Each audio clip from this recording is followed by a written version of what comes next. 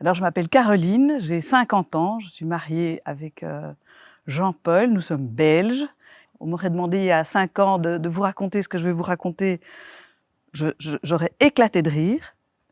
Et j'aurais dit, va te faire soigner. Mais voilà, ce qui est arrivé, je vais vous le raconter.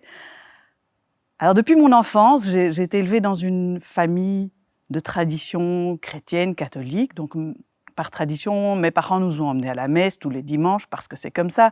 Ça fait partie de l'éducation, comme se brosser les dents, aller à l'école, apprendre à bien se tenir à table. Je voyais vraiment pas l'intérêt. Je trouvais ça très, très ennuyeux. Et donc, je chahutais dans le fond avec une copine. Et puis voilà, c'était de 10h moins 5 à 11h05 le dimanche matin, et puis on passait à autre chose. La case était cochée pour la semaine, et tout allait bien comme ça. Alors il était évident que j'allais me marier et fonder une famille avec quelqu'un de chrétien. C'est ce qui est arrivé, donc je me suis mariée assez jeune, et bien sûr à l'église. Et puis nos enfants ont été baptisés très vite, et on les a élevés avec les sacrements. On a essayé de les emmener quand c'était possible. Tout pour faire plaisir à mon mari. Je voyais bien que pour lui, c'était quelque chose de vraiment très important. Et puis au fond de moi aussi, je trouvais ça important. Mais voilà, il ne fallait pas exagérer. Et puis tout ce qui dépassait le dimanche matin, participer à un groupe de prière, des choses comme ça c'était un non très net. Et puis progressivement, nos enfants sont devenus ados et j'ai fait l'ado avec eux. Parce que je ne voyais pas le sens d'aller à la messe le dimanche.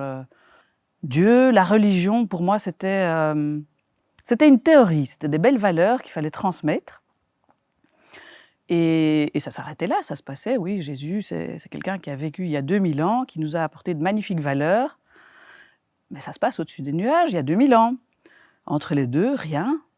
Par contre, si sur Terre, on s'applique à suivre ses valeurs et à essayer de cocher bien les cases, on a une petite chance de ne pas être trop mal placé après. Et en parallèle, j'ai quand même eu une grosse phase de recul, de brebis qui s'enfuit, qui était dégoûtée par pas mal de choses, jusqu'au jour où des amis nous proposent de partir en Israël, le pays de Jésus, à Jérusalem. Et pourquoi pas, au fond, c'était un groupe d'amis sympas, avec des enfants du même âge que les nôtres. Le prêtre qui allait nous accompagner était jeune, dynamique et sympa, alors que moi, tous les prêtres, pour moi, à part celui de notre village, étaient tous très poussiéreux, dans mon imagination, bien sûr. Et j'y allais parce que, finalement, ça m'intéressait intellectuellement. J'étais curieuse, j'aime bien voyager.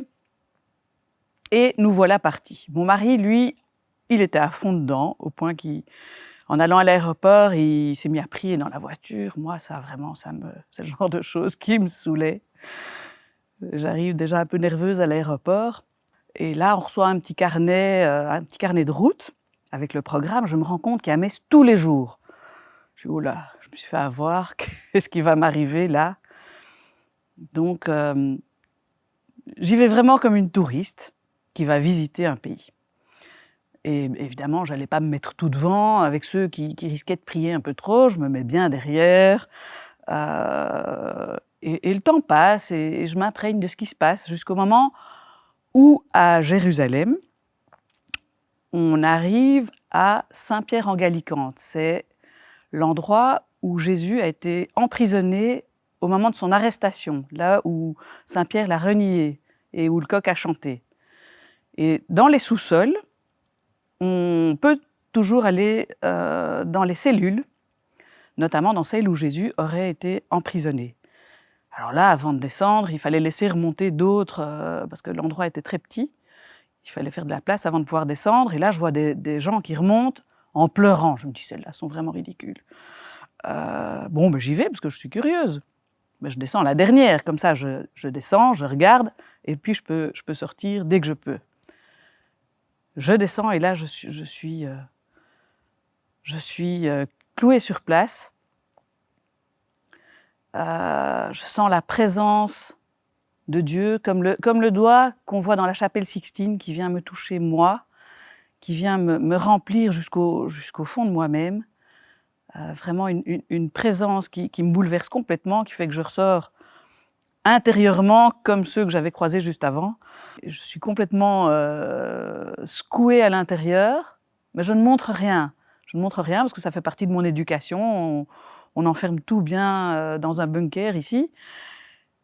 Et puis le séjour continue et le dernier matin, un dimanche, à la fin de la messe, on a un ami qui est avec nous, qui chante très bien et qui dit « Après une semaine pareille, on ne peut chanter que « Ne rentrez pas chez vous comme avant ». Ça, c'est le seul chant de la semaine que je connaissais parce qu'on le chante dans mon village au moment des confirmations. Et là, les paroles que je ne connaissais pas vraiment, mais me sautent à la figure et me font exploser toutes les digues. Je me mets à pleurer comme j'ai jamais fait. Tout le monde s'inquiète pour moi, qu'est-ce qui lui arrive? Ils disent à mon mari, va voir ta femme, il y a un problème, il y a quelque chose qui ne va pas, elle pleure. Ça a duré un certain temps. Le soir même, quand on est rentré chez nous, j'étais physiquement rentrée chez moi, mais mon cœur était toujours là-bas. J'étais comme une girouette qui a pris la tempête, là, qui tourne dans tous les sens, un peu fou. Et j'ai l'occasion de revoir le prêtre qui nous avait accompagnés. Il me donne un livre. Et là, quand j'ouvre ce livre, ce sont tous des témoignages qui m'ont complètement éclairée. C'était tous des témoignages de personnes qui vivaient la même chose que moi ou qui l'avaient vécu, et surtout qui arrivaient à mettre des mots sur ce que je ressentais, sur ce que je vivais.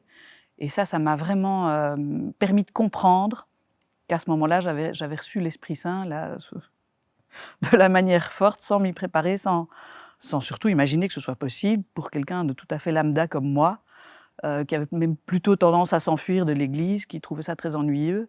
Je pensais que c'était réservé à quelques illuminés. Alors la vie avec Dieu, que je n'avais en fait pas avant, c'est une grande découverte et c'est surtout ma raison de vivre. Donc, déjà, toutes les paroles que je ne comprenais pas sont devenues d'un seul coup, comme si on avait poussé sur l'interrupteur de la traduction automatique, et elles sont faites pour moi, me parlent chaque fois que je vais à l'église, que j'entends la parole, que je la lis, il y a toujours quelque chose qui devient réel pour moi, qui me parle à moi et qui donne sens à ma vie. Donc maintenant, plus jamais sans, c'est juste pas possible de vivre sans. C'est vraiment ce qui me réunit aussi avec mon mari, parce que ce qui était un sujet difficile entre nous, parce qu'on était vraiment sur des chemins différents, maintenant nous réunit complètement, nous donne des projets ensemble, nos enfants grandissent et vivent progressivement leur vie, nous permet de vivre des choses ensemble. Alors, ce qu'il aime beaucoup dire quand on a l'occasion d'en parler, c'est qu'il a beaucoup prié pour que le Seigneur vienne changer sa vie. Alors, il aime dire qu'à la place de changer sa vie, eh bien, le Seigneur est venu changer sa femme. Et donc, notre vie à tous les deux en est transformée, et ça, c'est magnifique.